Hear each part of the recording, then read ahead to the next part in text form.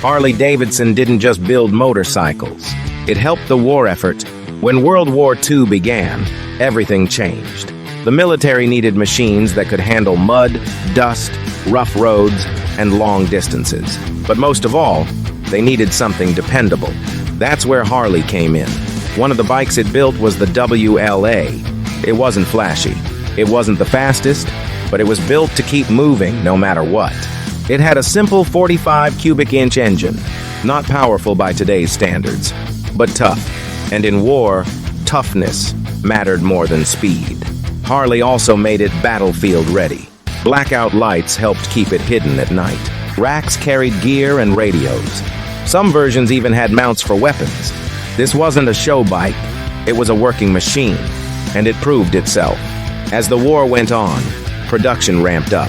Tens of thousands were built. They didn't just stay in the United States either.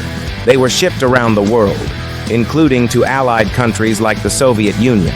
And somewhere along the way, they picked up a nickname, the Liberator. That's because soldiers rode them into places being freed.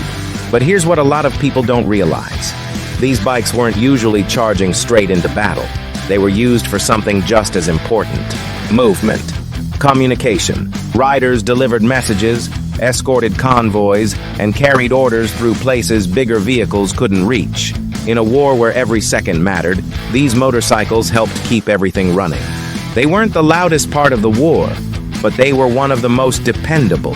And when the war ended, those bikes came home. A lot of soldiers wanted one for themselves. The military sold them off cheap, and people started customizing them, personalizing them, and making them their own. That's where something bigger began. The culture, the lifestyle, the idea that a motorcycle wasn't just transportation, it was identity. And a lot of that can be traced back to this one machine. The WLA didn't just help in the war.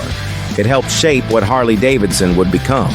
Because after that, Harley wasn't just a company, it was part of history. And the war wasn't the hardest challenge Harley would face, because what came next almost destroyed it. And this time, the problem wasn't across the ocean. If you want that story, subscribe.